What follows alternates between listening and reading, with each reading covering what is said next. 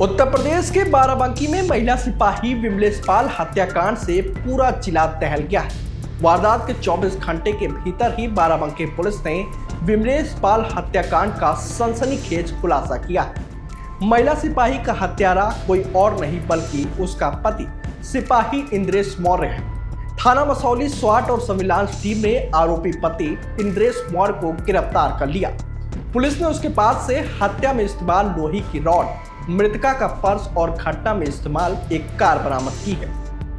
बता दें कि सुल्तानपुर के थाना जयसिंहपुर की रहने वाली विमलेश पाल बाराबंकी के सुबेहा थाने में तैनात थी। पुलिस जांच के मुताबिक मृतका विमलेश पाल और आरोपी इंद्रेश मौर्य के बीच साल 2017 से प्रेम संबंध था। दोनों एक दूसरे को प्यार करते थे, लेकिन धीरे धीरे प्यार बोझ लगने लगा।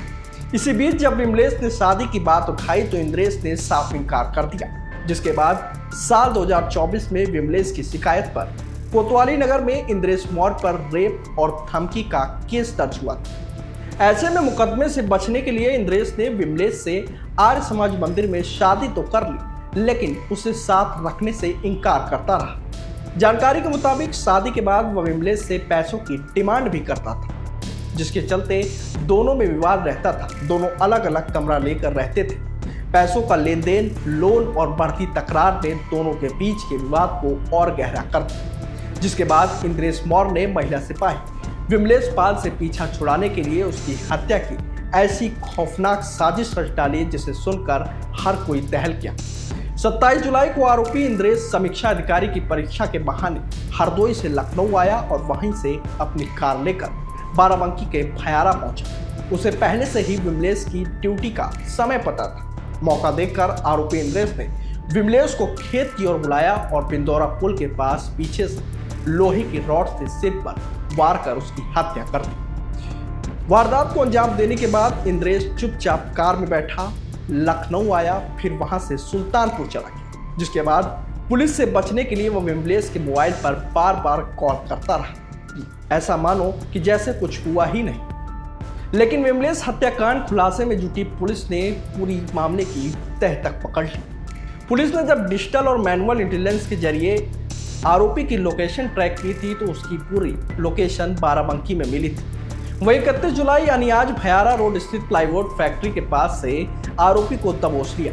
उसके पास से हत्या में इस्तेमाल की गई लोहे की रॉड, मृतका का पर्स और कार बरामद हुई है।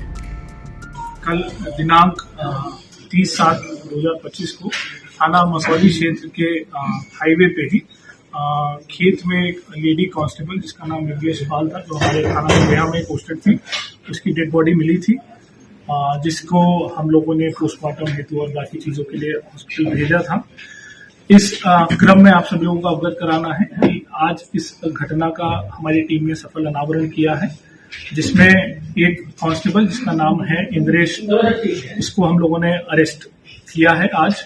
और इसमें जो पूरी पूछताछ हुई है, पूरी जो जानकारी हुई है, उसमें ये घटनाक्रम सामने आया है, जिसमें ये जो दोनों लोग हैं, जो लेडी कांस्टेबल और ये जो जिसने घटना कारित की है इंद्रेश, इन दोनों ने पिछले साल कोर्ट में शादी करी थी। इसमें विमलेश ने पिछले साल इस पे बलात्कार का मुकदमा लिखवाया था।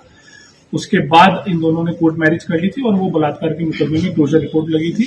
लेकिन शादी करने के बावजूद भी ये इसको पत्नी की तरह साथ नहीं रख रहा था और जो ये लेडी कांस्टेबल थी, इसका ग्रीवांस यही था कि मुझे पत्नी की तरह ही साथ में रखो और प्रॉपर सारा फंक्शन वगैरह हम लोगों का होना चाहिए। इसी को लेके ये परेशान रहता था, क्योंकि ये इसको पत्नी के तौर पे नहीं रखना चाहता था। और इसी क्रम में इसने ये प्लानिंग करी कि इसको कैसे मार दिया जाए, क्योंकि ये यहाँ पहले भी पोस्टेड रहा है। ये जो व्यक्ति है इंद्रेश, यहाँ पहले बाराबंकी में ही पोस्टेड था, तो इसको सारे रूट वगैरह पता थे और इसको टाइमिंग भी पता थी कि कब जो रोड है वो सुनसान रहती है, कब पुलिस की ड्यूटीज कहीं और रहती है, कब ज्यादा व्यस्तता रहती है। उसी को ध्यान में रखते हुए इसने प्लानिंग करी, जिसमें दिनांक 27/7 को संडे था। उस दिन रामनगर जो लोधेश्वर महादेव मंदिर है, वहां पे भीड़ रहती है और वहां पे इस महिला कांस्टेबल की ड्यूटी भी लगी थी। तो इसने पता कर लिया कि वो उसकी ड्यूटी कब लगी है और वो कब जाएगी। उसी का फायदा उठाते हुए ये लखनऊ से अपनी वैगनार गाड़ी से यहाँ आया इसने मेन रूट का इस्तेमाल नहीं किया ताकि उसकी गाड़ी का कहीं पे भी डिटेक्शन ना होने पाए। वो जो ऑफ रूट है वहां से होते हुए ये मेन हाईवे पे पहुंचा। जब ये महिला वहां पे जा रही थी, इसको रास्ते में रोका, इसको बातचीत करने के बहाने से वहां पे रोका, 10-15 मिनट इनसे बातचीत करी और फिर वहां खेत में जब जो ये लेडी कांस्टेबल है इनको टॉयलेट के लिए जाना था, तो ये जैसे ही खेत में नीचे उतरी, ये पीछे से उसको धक्का देके उनका गला दबा दिया, जिससे वो अधमरी स्थिति में हो गई और फिर अपने कार के जो पाने से इस महिला के सर पे 3-4 वार किए, जिससे उसकी वहीं पे मृत्यु हुई। वहां से फिर ये अपने दूसरे रास्ते से फतेहपुर होते हुए ये वापस लखनऊ भाग गया और इसमें इस व्यक्ति पे किसी को भी शक ना हो, इसके लिए इसने लगातार उस रात के बाद से इस महिला के फोन पे वो लगातार मैसेज करता रहा ताकि वो अलीबाई क्रिएट कर सके कि मुझे भी नहीं पता है कि मेरी पत्नी कहाँ है और मैं खुद उसको लगातार फोन कर रहा हूं। पर इसमें हम लोगों ने सारे साक्ष्य संकलन किए, जिसमें तमाम सीसीटीवी फुटेज और बीटीएस और सर्विलांस का इस्तेमाल करते हुए हम लोगों ने ये चीज और एविडेंसेस निकाले हैं, जिसमें ये व्यक्ति लखनऊ से बाकायदा अपनी वैगनार गाड़ी से यहाँ आया। करीब हमारे पास 5 फुटेजेस भी मिली हैं जहां बीच में ये जाता हुआ दिख रहा है और फिर घटना कारित करने के बाद भी हमें सीसीटीवी फुटेज मिली है। इसके अलावा जो इन लोगों की आपस में उस घटना वाले दिन की जो बातचीत है उससे भी काफी हमें क्लू मिले हैं, जिसमें इसने शाम को 7 बजे इस महिला से बात करके उसकी लोकेशन ली और फिर अपनी प्लानिंग उस हिसाब से की।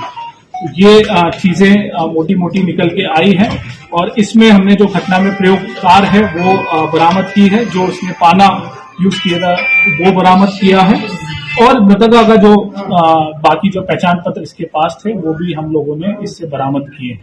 तो ये जो घटना है इसमें हमारी सर्विलांस एसओजी और थाने की टीम ने काफी मेहनत करके काफी चीजों पे एक साथ काम करते हुए 24 घंटे के अंदर अंदर ये घटना का सफल अनावरण किया।